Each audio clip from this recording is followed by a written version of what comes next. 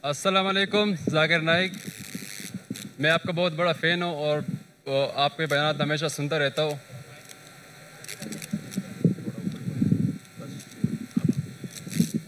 Sir, आपसे मेरा सवाल ये था। अपना नाम बताइए। मेरा नाम रफ़ी है। आप मुस्लिम हैं, नॉन मुस्लिम? जी, मैं क्रिश्चियन हूँ। जी। तो आपसे सवाल ये था, पाकिस्तान के मुसलमानों के हवाले से सवाल करना था कि आप जैसे आपने पहली बात की कि पाकिस्तान इस्लाम के नाम पर बना है और पाकिस्तान का मतलब है ला इलाहा इल्लल्लाह। तो मेरा सवाल ये है कि पाकिस्तान में इतने ज़्यादा उलमा कराम है, इतने ज़्यादा मदारस है और पाकिस्तान में सबसे बड़े बड़े तबलीगी इज्तिमाआत होते हैं, लेकिन अगर दूसरी साइड पर देखा जाए जितने भी बड़े बड़े गुनाह हैं और ऐसे ऐसे बातें जिसको अल्लाह ताला ने सबसे ज़्यादा मतलब मना किया हुआ है, तो उन मामलात में पाकिस्तान बाकी ममालिक से पहले नंबर पर है। यानी हमेशा वो तमाम बुराया जो अल्लाह ताला ने मना किया है दूसरे ममालिक के मुकाबले में वो पाकिस्तान में सबसे ज़्यादा है। तो अगर कोई तबलीगी हमारे पास आता है, यानी किसी दूसरे मुल्क में आता है, गैर मुस्लिम को इस्लाम की दावत देता है कि आप इस्लाम में आ जाओ और अच्छाई की बातें करता है, तो मैं इनसे वो सवाल कर सकता हूँ कि वो तमाम बातें जो हम में है वो तुम में नहीं है। यानी हम अदल और इंसाफ पर यकीन रखते हैं, हम झूठ नहीं बोलते, हम। भाई सवाल पूछिए। सवाल क्या है आपका? तो मेरा सवाल यही है कि क्या ये पाकिस्तान के उलमा कराम की नाकामी है या इसकी क्या वजह है? भाई साहब ने एक अच्छा सवाल पूछा, अहम सवाल। वो जो खातून ने कल पूछी थी उससे मिलता जुलता है, लेकिन ये साफ सवाल है। भाई साहब ने कहा कि जैसे मैंने कहा कि पाकिस्तान मुल्क इस्लाम के नाम पे बना और पाकिस्तान का मतलब है ला इलाहा इल्लल्लाह। पाकिस्तान का मतलब मैंने कभी भी नहीं कहा ला इलाहा इल्लल्लाह। मैंने कहा पाकिस्तान का मतलब पाक जगह, होली लैंड। पाकिस्तान का मतलब ला इलाहा नहीं है, ये आपकी गलत फहमी है। पाकिस्तान का मतलब है पाक मतलब होली, स्थान मतलब जगह। तो पाकिस्तान की मानिए पाक जगह, होली लैंड। समझ गया? आपका नाम क्या भाई साहब? मेरा नाम रफ़ी है। रफ़ी भाई ईसाई आपने कहा, क्रिश्चियन है? जी हाँ। तो रफ़ी भाई ने सवाल किया था कि पाकिस्तान में कई बड़े उलमा हैं, कई इज्तिमा होते, उसके बावजूद यहाँ हम देखते हैं कि बड़े बड़े गुनाह होते जो बाकी मुल्क में नहीं होते। तो इसे क्या समझे हम? सवाल क्या है? तो उन्होंने बोला सवाल है कि हम कहेंगे कि यह उलमा की नाकामयाबी है। क्या है इसका जवाब? है कि पाकिस्तान इस्लाम के नाम तो बन गया, कायम हो गया, लेकिन आप अगर मुझे पूछेंगे कि भाई साहब ने सही कहा कि यहाँ बड़े बड़े उलमा हैं, मैं भी यहाँ के उलमा की इज्जत करता हूँ, बड़े बड़े हैं, बड़े दानिश्वर है, बड़े बड़े लेक्चर होते, बड़े बड़े इज्तिमा होते, लेकिन यहाँ हम देखते हैं कि काफी गलत काम भी हो रहे हैं। एक चीज है कि अगर कोई दाई तकरीर करता है और अगर माशरा उसको फॉलो नहीं करता है, आप वो दाई पे दोष नहीं डाल सकते। मिसाल के तौर पे आपका भाई है, आप एक नेक इंसान है, आपका भाई चोरी करता है, आप बोले चोरी मत करो, वो चोरी करने लगेगा, तो मैं आपको दोषी ठहरा सकता हूं भाई साहब? रफी भाई, आपका भाई अगर चोरी करने लगा, आप बोलेंगे मत करो, फिर भी कर रहा हो, बोलूंगा रफी आप नाप कामयाब है, आप खराब इंसान है, बोल सकता हूं मैं आपको दोषी ठहरा सकता हूं? जी बिल्कुल ठहरा सकता हूं। नो सॉरी, मैं आपको जेल में डाल सकता हूं? नहीं। आपका भाई चोरी कर रहा है, आपने उसे कहा मत चोरी करो, मैं आपको दोषी ठहरा सकता हूं? नहीं। आप अगर नहीं बोलेंगे, एक हदीस है अल्लाह के रसूल की कि एक फरिश्ता आते, अल्लाह ताला से फरमाते ये गांव में सब लोग गलत काम कर रहे हैं, काफी लोग, मैं उनको सबको उनके घर को तबाह करूंगा, लेकिन दो ऐसे घर है जो गलत नहीं करते। तो हुक्म आता है कि सबसे पहले इनको तबाह करो। क्यों? उनने बाकी को दावत दी नहीं। अगर गलत काम हो रहा है तो रोकना मुसलमान का फर्ज है। 3 है, अल्लाह के रसूल ने कहा अगर कुछ गलत काम देखते हो सके तो हाथ से रोको, हाथ से नहीं रोक सके तो जबान से रोको, जबान से रोकते कम से कम दिल में कोसो।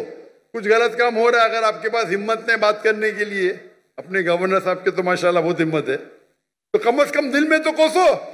अगर इतना करेंगे तो आप लोवेस्ट लेवल के मुसलमान हैं। तो मैं जानता हूं जहां तक के यहाँ के उल्मा का सवाल है, जितनी महीने उनकी तकरीर, सारे उल्मा की तो नहीं सुनाओ, जितनों की महीने सुनाओ और जिससे मुतासिर हुआ हूं मैं, मिसाल के तौर पे डॉक्टर इस्तार अहमद, मुफ्ती तकी उस्मानी, मौलाना फजलुर रहमान, माशाअल्लाह ये अजीम उल्मा है, तकरीर कर रहे हैं इन लोग।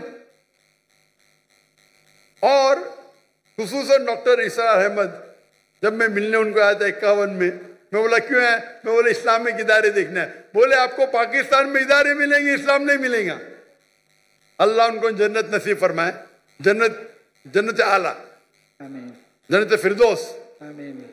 मुझे एक पाकिस्तानी अभी कल मिला, कल बोला डॉक्टर साहब, जब डॉक्टर इस्लाम साहब जिंदा थे हमें उन कदर ही नहीं की, अभी मरने के इंतकाल होने के बाद हम सुनते तो जो ने 20 साल पहले कहा वो अभी तैयार है। पाकिस्तान के बारे में तो छोड़ो, हिंदुस्तान के बारे में डॉक्टर इस्लाम अहमद कहते थे बीजेपी 2 सीट है, वो हिंदुस्तान को रूल करेंगे। क्या कौन सोच भी नहीं सकता था ख्वाब में। ये डॉक्टर इस्लाम अहमद साहब की दूर अंदेशी है, फॉर साइटेडनेस। जब बीजेपी की 2 सीट थे उस टाइम कहा कि बीजेपी हिंदुस्तान को रूल करेंगी। उनको हिस्ट्री के ऊपर महारत थी। तो ये कहना कि क्या उलमा नाकामयाब थे, मैं ये कहूंगा कि अफसोस की बात है उनको सुनने वाले ने उनकी इज्जत नहीं की। उस वक्त मैं हिंदुस्तान से मिलने आया डॉक्टर इस्लाम अहमद साहब को और उनके सारे कसरे ली, और उस वक्त भी मुझे 3 चीज करते डॉक्टर इस्लाम अहमद साहब। एक होता है कि तफसीर कुरान, तर्जुमा कुरान पढ़ते थे, कुरान को की दावत को फैलाते थे। दूसरा इस्लाह करते थे, शिर्क, अक़साम शिर्क, राह निजात, कई तकरीर। और तीसरा उनका था पॉलिटिक्स। और मुझे पॉलिटिक्स से ज्यादा शौक नहीं है। अभी हिजरत करने के बाद शौक हो गया। शौक हो गया क्या, मैं कोशिश कर रहा हूं मैं दावती काम करूं पॉलिटिशियन के साथ भी, अल्लाह ने मौका दिया। अभी जब मैं सुनता हूं डॉक्टर इस्लाम अहमद साहब क्या कहते हैं, उस टाइम में उनके कैसेट कुरान के ऊपर थे, फौरन सुन लेता था। अगर इस्लाह के ऊपर सुन लेता था, पॉलिटिक्स, मैं तो पॉलिटिशियन नहीं हूं, थोड़ा सुन लेता था, बंद करता था। अभी मैं सुनता हूं तो उनकी दूरअंदेशी, फॉर साइटेडनेस इतना है कि 95 में कहा जो हिंदुस्तान में 20 साल बाद होगा। तो यहाँ के उल्मा माशाअल्लाह, जितने मैंने सुना माशाअल्लाह अच्छे हैं। वो अफसोस की बात है कि लोग ने कदर नहीं किया उनका। तो आपको ये देखना चाहिए कि जिनके पास हक है बात करने का, आप बात करो। अगर यहाँ का माशरा तय नहीं है तो ये सिर्फ उल्मा की जिम्मेदारी नहीं है, सारी उम्मत की जिम्मेदारी है।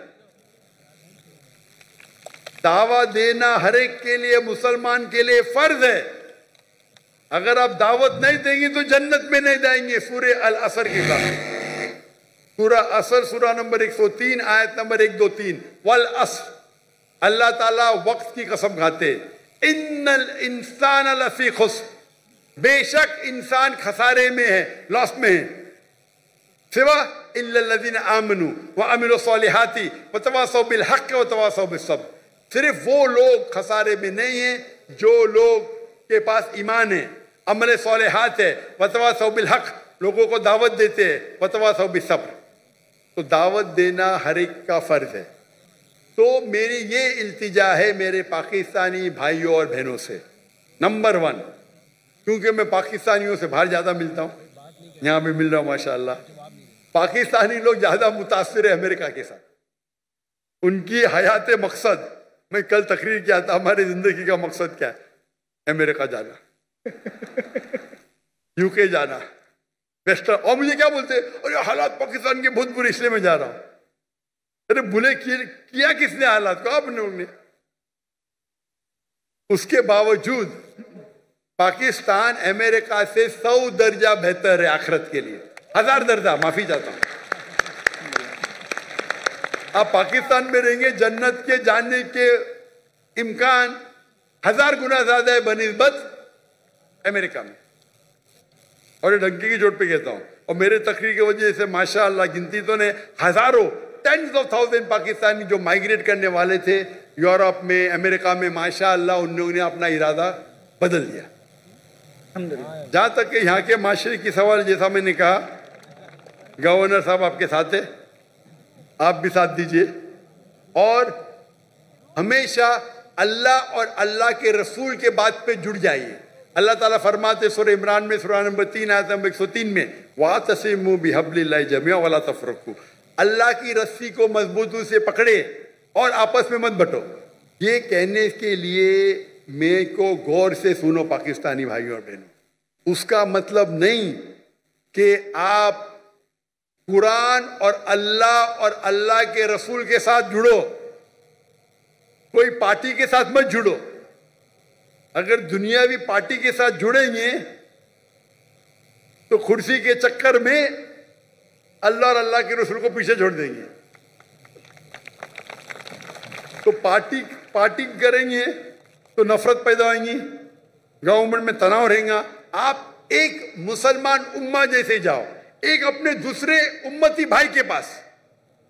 ये पार्टी छोड़ो, जो भी पार्टी इधर है, ये पार्टी को बाजू रखो, कोई कुरान हदीस में पार्टी का जिक्र नहीं है। आप एक मुस्लिम जैसा जाओ, दूसरे मुस्लिम से मिलो। ये पार्टी के चक्कर में, कुर्सी के चक्कर में आखिरत चली जाती है। तो इसीलिए आप सब लोग साथ में हो, मोहब्बत से बात करो।